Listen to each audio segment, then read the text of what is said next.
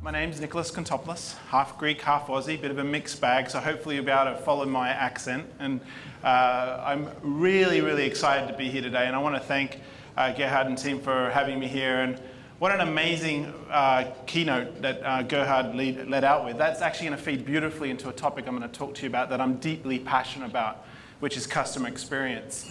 And I'm going to, again, this is not a new topic. I mean, most of you will be familiar with what customer experience is. Most of you mostly have a point of view on what that is for your organization.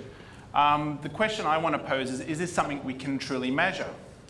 And why this is becoming increasingly important is the digital imperative that we're seeing affecting our businesses.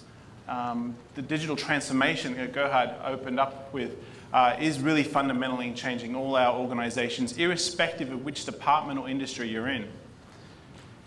For those that you want to connect with me after the event, this is my Twitter handle, NicholasK71. I'm dating myself there.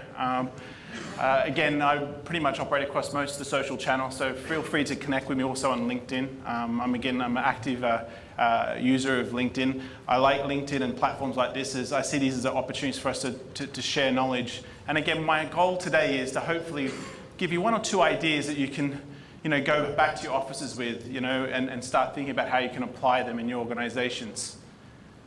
So what fascinates me? Well, people fascinate me. Again, I'm very fortunate to have had a career that's seen me operate across multiple geographies and industries. I've always been in sales, marketing, and business development roles. What I'm really passionate about also is learning. And again, in my career, I've been very fortunate to have lived and operated across multiple markets. I'm originally from Australia, Sydney, Australia, but I've also lived in London, Shanghai, and now Singapore. And my objective today is to share with you learnings from my journey. Again, I'm going to talk to you as someone who's been on your side of the fence in terms of as a salesperson, as a marketer, as a business developer. And again, I've had really great opportunities to work with fantastic brands across that time, so I want to share some of those learnings.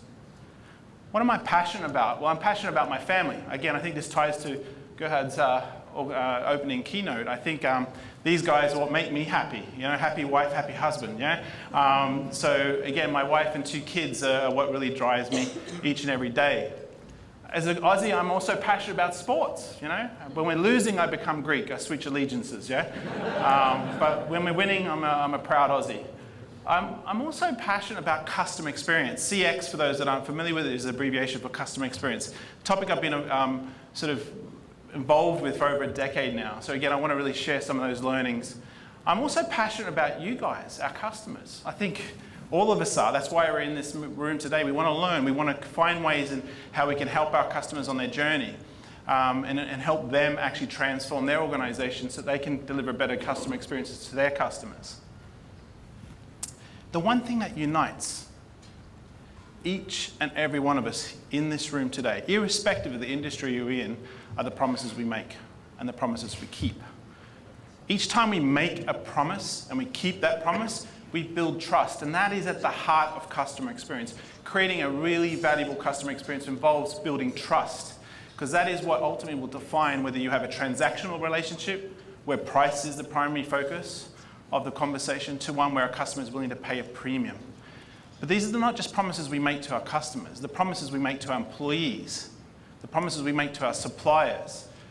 Each and every promise we make is part of a web of promises that ultimately build trust and ultimately tie back to the core values of our brand. But this is not a topic that I think most of you are familiar with. CX matters to all of us. Customer experience matters to all of us. We know that, we get that. And then the research shows this, whether it's Gartner or Forrester's research, showing that 89% of marketers now see this as a number one priority for the business, or business leaders as a whole seeing this as a key area of investment for them. In actual fact, customer experience has become the new battleground. It's actually a good customer experience now is table stakes for each and every one of us. And we're seeing this. We're seeing this in terms of the brands that are rising and falling. In actual fact, the lifespans of businesses is compressing. We're going from 60-year lifespans to 15 years, and then we're continuing seeing pressure on organizations, whether it's global brands, competitors moving into our markets, or disruptive brands coming into our industries from a garage that we wouldn't have anticipated a few years earlier. But how do you measure customer experience? I mean, when we think about customer experience, it really is very personal. Right now, in this room, there's different experiences happening with my keynote. Some of you are intrigued. Some might be thinking, who's this guy? Why should I listen to him? A whole range of different experiences are being experienced right this very second. And this started becoming really obvious to me, actually, when I saw these photos published by the Duchess of Cambridge. She took these photos of her kids, a mum taking photos of her kids, and she shared these with the public. And what I found really amazing was the comments that spilled out off the back of this, the publication I was reading, to see some of the comments. Actually, before I say it, I've now jumped ahead, but the question I ask you normally is, what do these make you feel? I'm sure that when you see these photos, you're thinking of your own kids, you're thinking of love and happiness. But what I saw was Jennifer, 38, from Baltimore. Hire a professional next time, Katie. You don't even know how to pay attention to the background and composing a picture. Whoa, man, that's a bit harsh. Mum taking a photo of her kids, sharing that with us, and this lady's critiquing her on her photography skills. You know, another lady said, you know, very doting mum. Yeah, right, bet she can't wait to leave them both so she can take her next holiday. I mean, really contrasting experiences, yeah? Really. Again, this came home to me when I was on business in India. I stayed at the Palladium Hotel in Mumbai, and I checked in with one of my mates. He's a fellow Aussie, same age. We work for the same company. We have very similar backgrounds and likes and dislikes. Yet we had two different experiences. I got upgraded to this room. This was my room. I got a suite. I was obviously really happy. This is awesome, yeah? Ben got checked into a room where there was an Indian bridal party on either side of him. And I don't know if you've ever been to an Indian wedding, but they know how to party, yeah? So he didn't sleep all night. So two different experiences occurred for that brand in that moment, yeah? But how do you manage that? How do you manage that? Real challenge for businesses. The reality is customer experience is very much driven by our emotions. 80% of our decisions are driven through our emotions, yeah? Research is in on that. 80 to 90%, yeah? So we really need to think about the experiences we're creating, the emotional experiences we're creating with our customers when we're engaging with them, yeah? Because they have a big impact on whether, as I said, a customer will ultimately build trust with you and be willing to transact business with you, one based on value versus price. The fact is the world is changing. Again, the opening talk really nailed that. You know, we're seeing a fundamental shift in how businesses and people are adapting to technology. You know, customer experience is not, again, necessarily a new idea. It's been around for a while. But customer experience was a lot easier to control before. We had a customer services department. That's who really a lot of the customer service, and actually I would argue a lot of your businesses still see customer experience as the customer service department, yeah? The fact is the way we connect with customers is changing. It was a lot simpler. When I started in 1990 selling, it was me, a bag, a phone, and on the road, and basically I represented the customer and the brands interacted with me. I held all the knowledge about what my company had, and it was very much dependent on the relationships I built with the customer. But the reality is it's fundamentally changed. You know, the days of having that personal relationship is starting to slip away because, again, the buying centers are increasing. There's more people getting involved in the decision-making process. Again, they're not as tangible relationships where we might have met, you know, in an office before. Now we're transacting business digitally. So it's fundamentally seeing a shift in how we transact business. And as a result, that's putting a lot of pressures on us. In actual fact, a good friend of mine, Shep Hyken, who's a great thought leader in this space, you know, said it really well. What we know today as customer experience was actually customer service in the past. And the fact is technology is playing a big role in driving this change, yeah? Again, this is my desktop in 1990. If we think about just what's happened in that period, 26 years, and how technology is compressed down to 2 devices. When I get off a plane anywhere on this planet, I'm connected. If there's a Starbucks, that's my 3rd office. It literally is. I find a Starbucks in Shanghai, I can sit there, plug and work away happily, yeah? So the fact is these 2 devices have really transformed my ability to work and how I function as a business executive. But also what we want from technology is constantly changing. We wanted big devices, we want small devices, we want big devices. Again, you and I, each of us, the form factor is constantly changing. So it's a real challenge for our businesses. We have to adapt to that, both to our customers and our employees desires. So this is not just about the customer, it's also about your employees and what they expect from technology.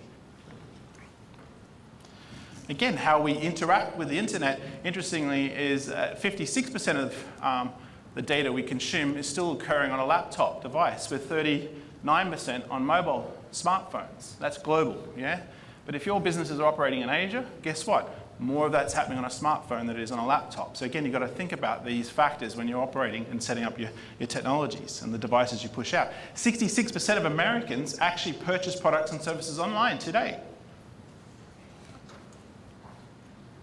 71% of Americans search online for products or services to buy, B2B or B2C, where they're looking at a new CRM system and they're looking at Salesforce, SAP or Oracle, or buying a mortgage or buying a car. They're doing that and starting that journey online.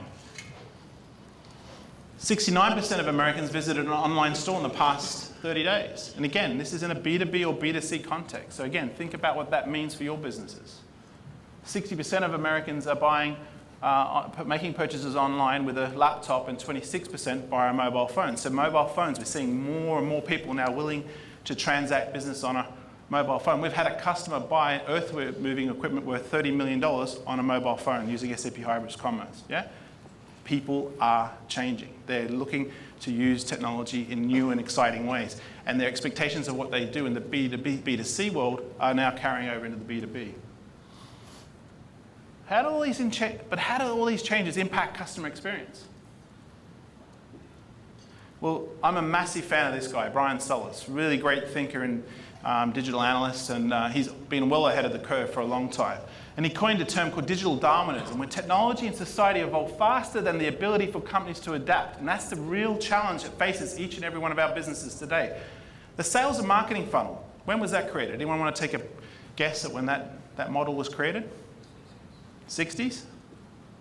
Anyone else? Long way away. 1898.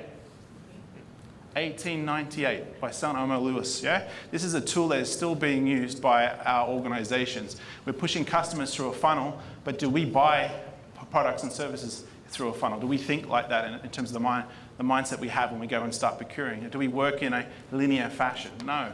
The reality is a lot of the business models that are running our organizations were designed in the 19th and 20th century. So again, what Brian Solis and other thinkers like Gary Hamel are saying, we need to reimagine how we organize ourselves around our customers.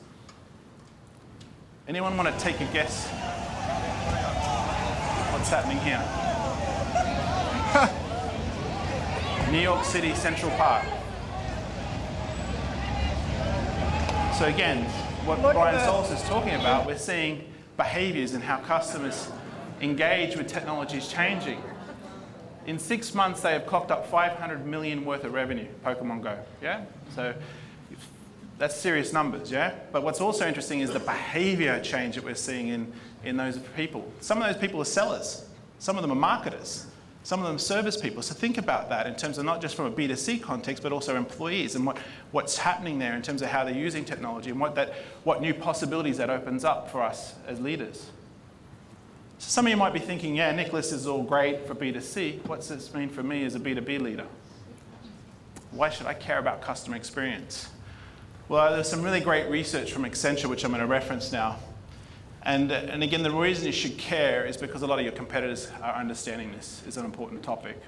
A lot of brands are now heavily investing in this. In actual fact, 8 out of 10 executives who surveyed by Accenture see that this is a strategic priority for their organization.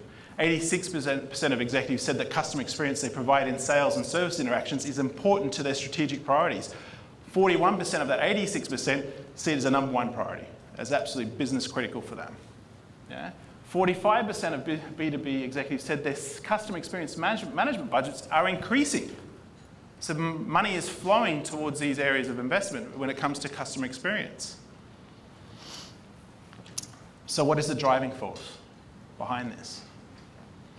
Well, the fact is, we as B2B buyers, our behaviors are changing. Our expectations are increasing. 75% of executives said that customer behaviors and attitudes have a major impact on their sales and service efforts. Particular customers' high expectations for tailored solutions. So this idea of personalization, well, that's evolving. We're now moving to to a new area of expectation, which is individualization. But what's the biggest hurdle that faces all of you is actually data, but not the lack of it. We've got loads of data. Yeah? I mean, when I first started out working, I had filing cabinets of it. Now it's all been digitized. So big data's actually been around for a while. It was actually a lot harder when I first started working. I had to find a file, pull it out, read it. Now that's all been digitized. But the real challenge is the connection of that data. 1% of us in this room is connecting all of the data in our organization. 1%. Yeah? 1% of us is actually connecting this data in a meaningful way. And this is the real challenge. Think about the customer journey. How many of you have actually got a blueprint and understand how a customer buys from you today? Could anyone go put their hand up confidently and say, we've got a blueprint? There we have one. At best, I see one or two at any event I'm at. Having a blueprint of understanding what those key moments of truth are and when someone buys from you. So let's think about a journey. My wife buying a mobile phone about 6 months ago, yeah? I'm an Apple convert, Apple fanboy, yeah? She's less so. I've been trying to convert her. And she said, yeah, Nick, I get it. Apple's the one I should look at, but I'm gonna explore what options I have. I'm gonna start discovering some other options. I'm gonna research, She starts shortlisting. She starts receiving offers from brands. She starts, getting ready to make a purchase. She makes the purchase. She maybe, looks at, wanting to track that order. Again, we want to now stay in touch with the order because we're excited about what's going to come. We receive the package. Maybe something's missing. Maybe I start sharing some concerns I have, via social channels. Maybe I ring the call center.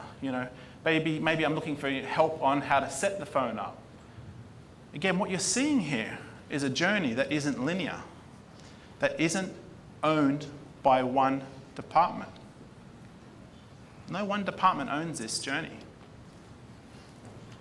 So the way we create awareness, discover needs, interests, how we take action and use and advocate are becoming the key areas that we need to understand in our customer journey. Yeah? We need to be investing in understanding how this is taking place, because guess what? Every one of those steps, data is being created, information's being created, but it's being kept in buckets. And that's the real challenge. Marketers are happy with a 2% conversion rate. Now, as a 20-year sales veteran, how many of us would be happy with that as a sales, guy, yeah? We'd lose our job within a nanosecond, yeah?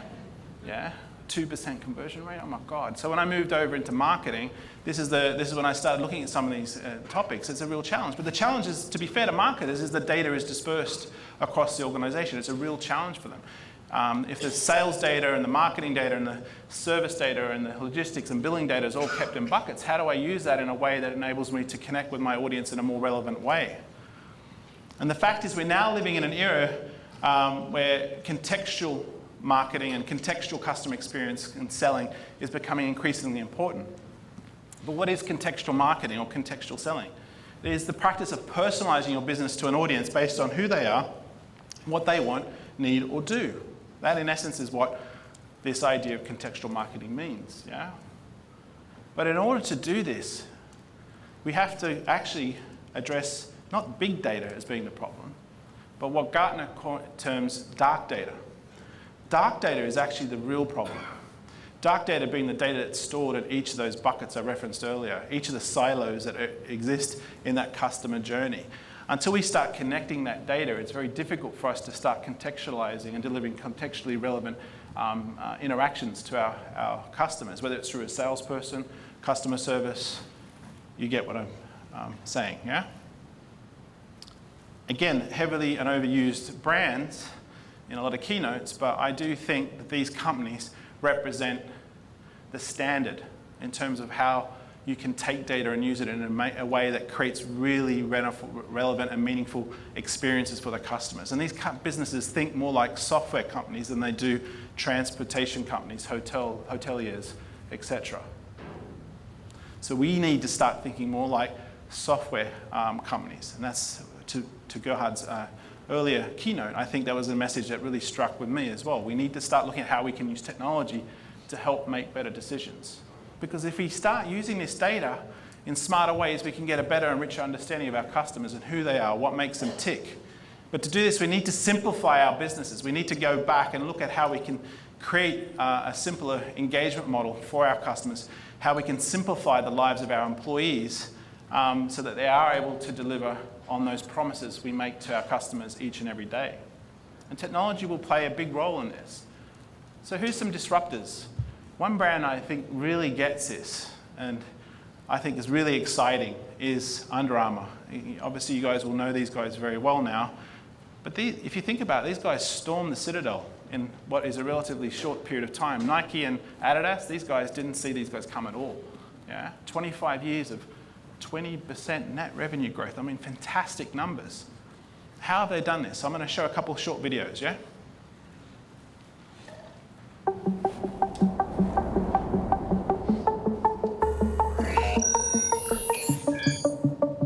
Your body has a story to tell each day.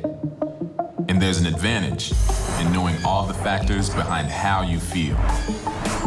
But the real power is knowing how to make your next day better. Introducing UA HealthBox, your connected fitness system, and your key to exercising smarter, feeling better, and living longer. Until now, your health may have been the least examined subject in your day-to-day life, but HealthBox is powered by UA Record, which collects and analyzes the data points from all of your digital devices. Before you've even opened your eyes, the UA band has already measured the length and quality of your sleep. This is where 2 decades of working with the top professional athletes in the world has taught us that. I'm going to jump ahead because I'm looking at time, but I think you get the point I'm going to make here, yeah? This is a company that's now looked at what is effectively, well, looked at themselves and we're a sneakers and t-shirt company. We sell sneakers and t-shirt. That's what they do. They do that every day. It's a commodity, yeah? But how can we take technology and use that in a way that enables us to better understand our customers' needs and get a better understanding of what they may want? And how can they use that data also just to improve their own lives, to help them make better decisions? I mean, Kevin Plank says it beautifully here. If the phone is going to get integrated into the shirt, should that not be a technology company making apparel or apparel company starting to make technology? I choose the latter. Again, I think he's a fantastic leader in understanding the importance of technology and how it could drive revolutionary change in his business and enable him to compete in new and exciting ways. Well, let's hear it from Kevin. Mouth, sorry. Under Armour has always been more than an apparel company. We've always been an innovation company.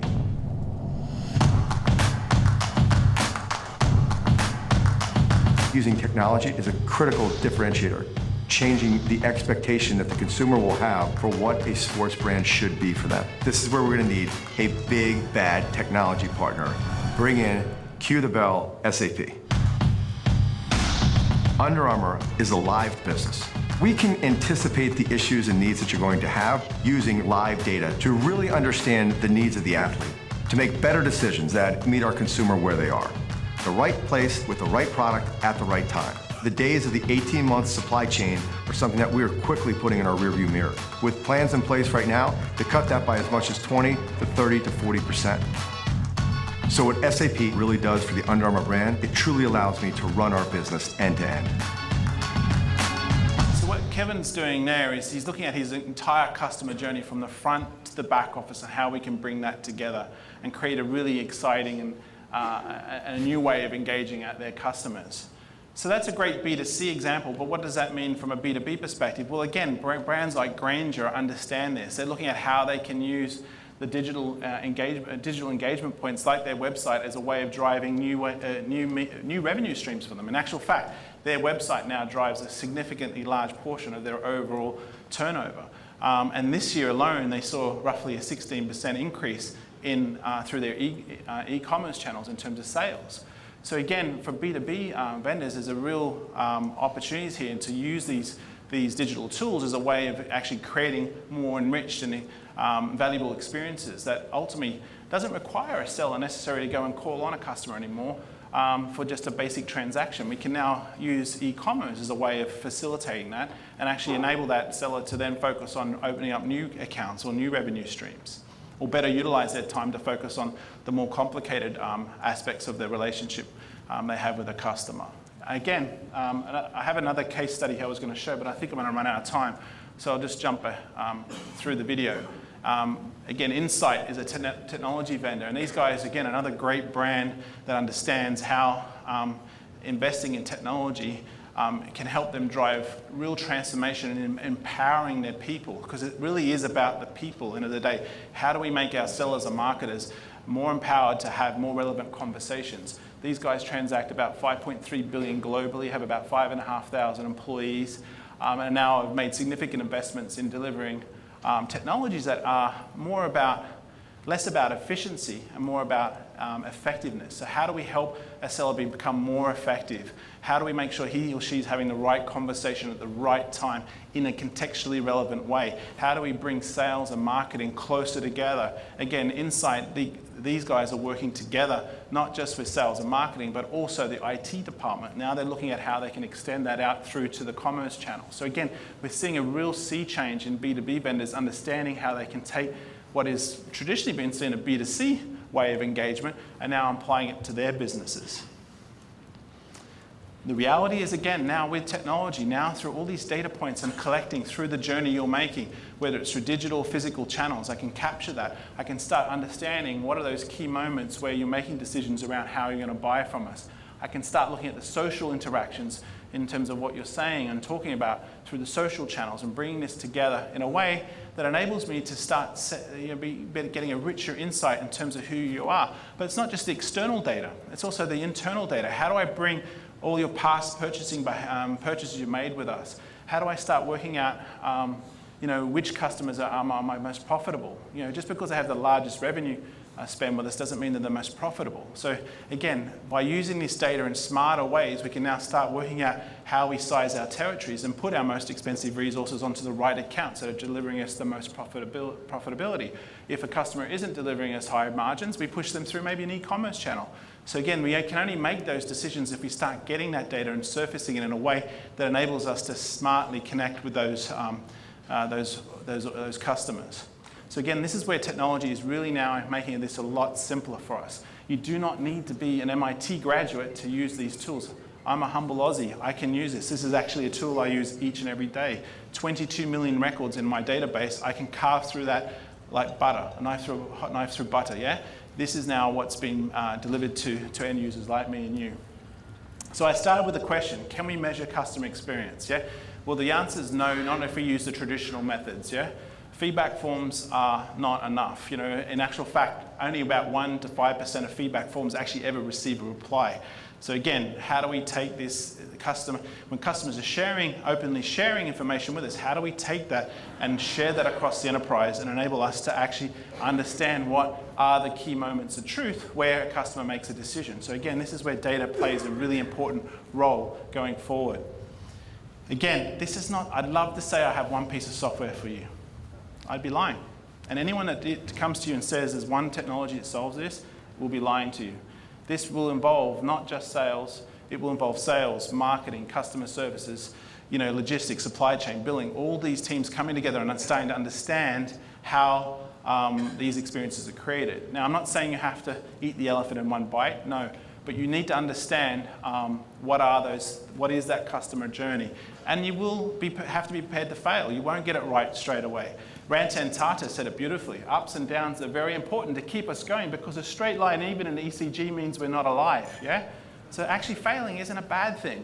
Fail fast, learn fast. That's the key thing, yeah? Leaders don't avoid disruption, they create it. So again, look at how you can be disruptive in your business. Look for opportunities. How can we, like Under Armour, take that data we're collecting and put it together in a way that enables us to create a brand utility service offering to our customers, yeah? But this won't be easy. It will be hard, yeah? I'm not going to lie to you. This is a topic I've been involved in for some time. And I think Steve Jobs said it real. Simple is hard. There's a famous quote where he talks about that, yeah? Simple is about getting a step ahead. Actually, sorry, cue the Steve Jobs quote. So I thought I'd drop the slide.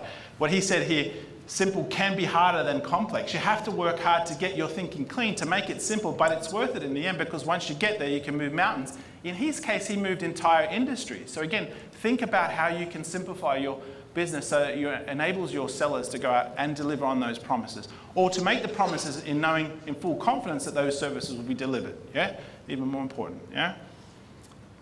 Peter Drucker, another great thinker, basically said it beautifully here. Because the purpose of business is to create a customer. The business enterprise has only two basic functions: marketing and innovation. Marketing and innovation produce results. All the rest are costs. Now, if I think Peter was alive today, he'd update that quote and he would drop marketing and put customer experience in there. Customer experience and innovation are the two areas, because this is an enterprise-wide topic. It's not just marketing. Yeah? So Mark Twain said, "There is no such thing as a new idea." Yeah? These ideas have been around for a while. Whether we're talking into our watches, or we have smartphones and smart watches, etc. These ideas have been around for a while. What's changed is technology is enabling these ideas to come to reality. So in closing, we need to really obviously have a clear understanding of how we're creating customer experiences. We need to understand that not just in a B2C context, but into a B2B context. And in actual fact, I argue that's even more important nowadays. Yeah. That we have to understand our business, as Gerhard said beautifully at the start. This is about people. We're in the people business. So how do we ensure that we're enabling our people to deliver on those promises they're making each and every day? How do we create brand advocates and help encourage them to go out and talk about what we're doing and how we're creating value for them? Simple is about being contextual. It's about creating an omni-channel experience. It's about integrating the customer into the organization. It's about being agile to adapt to the Pokemon influencers of the world, etc. Yeah? So how do we have the agility to adapt to that in a real-time fashion that ultimately enables us to create engaging and meaningful experiences and conversations with our customers to keep a step ahead? SAP Hybris has invested heavily in this area. And again, what we look at is how do we bring the front and back office together around our customers. So how do we bring those core technologies in the back office and use them in a way that enables the front office to connect in more meaningful ways? So in closing, I would encourage you to go to this site, The Future of Commerce. This is a website that we sponsor, but contains a lot of third-party content that I think is really relevant to a lot of what I've spoken to about today. So if this is something you're interested in, I really encourage you to go there. And outside of that, you can feel free to reach out to me. My name's Nicholas Kontopoulos, and it's been an absolute pleasure to present to you today. Thank you very much.